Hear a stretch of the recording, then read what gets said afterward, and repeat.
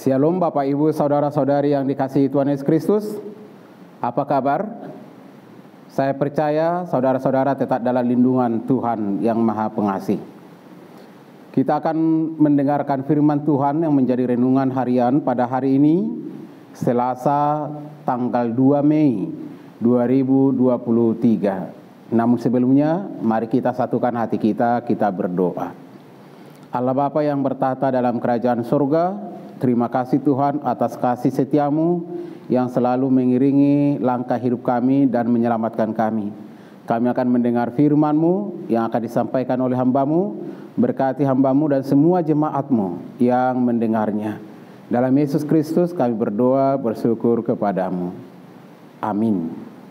Bapak Ibu Saudara-saudari yang dikasihi Tuhan Yesus Kristus, firman Tuhan pada hari ini bagi kita semua dari Matius 5 ayat 46. Matius 5 ayat 46 saya akan membacakan untuk kita. Apabila kamu mengasihi orang yang mengasihi kamu, apakah upahmu? Bukankah pemungut cukai juga berbuat demikian? Demikian firman Tuhan. Saudara-saudara yang dikasihi Tuhan Yesus Kristus, setiap orang tua pasti mengasihi anak-anaknya. Apakah orang tua tersebut dikenal orang sebagai orang yang jahat atau sebagai orang yang kurang baik atau apapun status mereka? Tapi yang pasti setiap orang tua akan berusaha melakukan yang terbaik untuk anak-anaknya, akan selalu berusaha menunjukkan bahwa dia sesungguhnya mengasihi anak-anaknya. Tidak terkecuali baik pemungut cukai yang dianggap orang berdosa, baik orang kaum rohaniawan yang dianggap dekat dengan Tuhan, semua dipastikan mengasihi anak-anaknya. Lalu apa yang mau disampaikan oleh kebenaran firman Tuhan hari ini jika berbicara tentang kasih? Kalau orang yang berjahat, orang yang berdosa masih mengenal kasih dan mengerti tentang kasih kepada yang dia kasihi. Lalu kita yang dekat dengan Tuhan, yang sudah dipulihkan dan diselamatkan oleh Tuhan, apa beda kita dengan mereka kalau hanya mengasihi dalam batasan-batasan tertentu? Kalau hanya mengasihi keluarga-keluarga inti kita. Orang jahat pun melakukannya, orang berdosa pun melakukannya, pemungut cukai pun melakukannya, tukang korupsi pun melakukannya, pembunuh sekalipun melakukannya untuk anak-anaknya. Mereka mengasihi. Pemahaman kasih itu jangan dipersempit. Pemahaman kasih itu jangan hanya dalam ruang lingkup sendiri. Kalau Tuhan mengasihi kita, itu bukan karena kebaikan kita, itu bukan karena kecakapan kita, itu bukan karena sesuatu yang boleh kita andalkan yang dilihat oleh Tuhan. Tapi kita dikasihinya, kita diselamatkannya adalah karena kemurahan belaka. Dibuatnya, diberikannya secara cuma-cuma, gratis, dan kita ditebusnya dengan darah yang mahal. Maka melalui kebenaran firman Tuhan ini, apabila kamu mengasihi orang yang mengasihi kamu, saudara tidak beda dengan mereka yang mengasihi teman-teman mereka yang jahat. Saudara dan saya tidak akan pernah berbeda dengan mereka yang hanya mengasihi komunitasnya. Saudara dan saya tidak akan pernah berbeda dari mereka yang hanya sempit memahami kasih. Maka kasih yang ditawarkan oleh Tuhan Yesus Kristus, kasih yang sudah diperbuat dan diperkenal oleh Yesus Kristus adalah kasih yang tanpa kenal batas. Adalah kasih yang merangkul semuanya.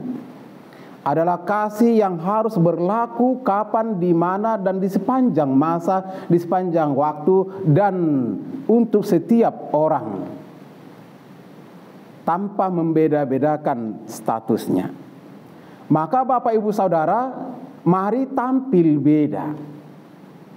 Perbedaan kita dengan mereka yang hanya mengasihi komunitasnya, kelompoknya yang mengasihi mereka, adalah bahwa kita harus membuka hidup kita untuk menyatakan kasih yang diperbuat oleh Allah, yang telah dinyatakan oleh Allah, kasih yang dengan pengorbanan melalui Yesus Kristus yang mati, yang menderita, yang tersalib, namun dia bangkit kembali supaya setiap orang beroleh kasih karunia, beroleh kehidupan yang kekal, hidupnya dipulihkan, ditahirkan, dilahirkan kembali.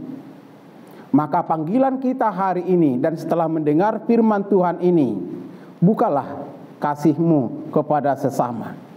Kasihilah sesamamu seperti mengasihi dirimu sendiri.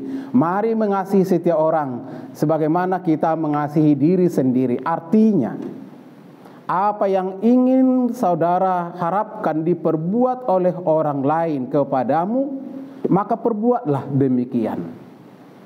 Jika saudara menginginkan yang terbaik dari mereka, dari setiap orang, dari setiap suku, dari setiap yang berjumpa dengan saudara, maka saudara juga harus melakukan hal yang demikian. Inilah yang membuat kita berbeda dengan mereka yang tidak mengenal Kristus. Kasih Kristus yang luar biasa, kasih Allah yang luar biasa yang telah menyelamatkan kita, itulah yang membuat kita tampil beda. Dan itulah yang memampukan kita untuk mengasihi siapapun, bahkan mengasihi musuh sekalipun, yang memusuhi kita, yang menjahilin kita, yang berbuat jahat kepada kita, kita harus membalasnya dengan kasih. Maka disinilah perbedaan kita yang luar biasa, sebagai orang-orang dipulihkan, sebagai orang-orang yang disempurnakan, sebagai orang-orang yang telah diselamatkan, dilahirkan kembali oleh Allah melalui pengorbanan Yesus Kristus. Maka Bapak Ibu Saudara, mari melakukan kasih. Mari mengasihi dan mengasihi, karena Allah sudah terlebih dahulu mengasihi kita. Maka wajib hukumnya untuk mengasihi siapapun. Semoga kita dimampukan melakukan kebenaran firman Tuhan hari ini. Amin, kita berdoa. Terima kasih Bapa di sorga, pada kesempatan ini atas kebenaran firman-Mu yang menyapa kami. Kalau kami mengasihi hanya orang-orang yang mengasihi kami, lalu apa bedanya dengan mereka yang mengasihi sesama komunitasnya? Orang berdosa, orang jahat sekalipun pasti akan melakukannya. Firman Tuhan hari ini mengingatkan kami supaya kami meneladani kasih yang diperbuat oleh Tuhan Yesus Kristus. Kasih itu menyelamatkan. Kasih itu tidak terbatas hanya untuk orang benar, tapi kasih Yesus Kristus adalah untuk dunia, yang di dalamnya ada orang benar, ada orang berdosa, ada orang penjahat, ada orang yang takut akan Tuhan. Tapi kasih Allah menyentuh hidup dan kehidupan setiap orang. Kasih Allah menyelamatkan setiap orang berdosa. Maka demikianlah halnya kami harus semakin semangat untuk mengasihi siapapun, bahkan mereka yang membenci kami. Kami harus mengasihi mereka, mendoakan mereka supaya mereka mengalami perubahan yang luar biasa, jamahan dari Tuhan. Terima kasih Tuhan, mampukan kami untuk melakukan firman-Mu. Saudara-saudara kami, dimanapun mereka berada, yang boleh mendengar kebenaran firman hari ini, nyatakan kasih-Mu kepada mereka. Jadilah mereka pelaku kasih dimanapun mereka berada. Jadilah mereka menjadi alat-alat Tuhan. Saudara-saudara kami yang sakit di rumah dan di rumah sakit, kiranya Tuhan berkati mereka, beri kesembuhan, berkati para medis dokter yang boleh menangani mereka, dan jadikanlah mereka menjadi perpanjangan tangan kasih-Mu, memberi kesembuhan bagi setiap saudara-saudara kami yang sakit. Bahkan anak-anak Tuhan tim multimedia, kami serahkan ke dalam tangan kasih-Mu. Biarlah Engkau menyelamatkan, biarlah Engkau mengasihi, biarlah Engkau memelihara hidup dan kehidupan mereka. Setiap saudara-saudara kami yang butuh topangan, biarlah Tuhan yang menopang mereka. Dan Tuhan utus malaikat-Mu, Tuhan utus jemaat-Mu untuk boleh menyatakan kasih yang daripada-Mu kepada mereka. Berkati pelayanan gereja-Mu di seluruh dunia ini, terkhusus HKBP Maranatha Rawalumbu. Pakai gerejamu ini menjadi lebih hebat lagi, lebih semangat lagi, mewartakan kabar baik, berita keselamatan yang dari Yesus Kristus. Terima kasih Tuhan, dalam Yesus Kristus Tuhan dan Juru Selamat kami. Amin. Anugerah Tuhan Yesus Kristus dan kasih dari Allah Bapa dan persekutuan Roh Kudus kiranya menyertai dan memberkati saudara-saudara sekalian. Amin. Saudara-saudara, tetap semangat, berbaktilah untuk Tuhan dan hiduplah di dalam kasih. Kau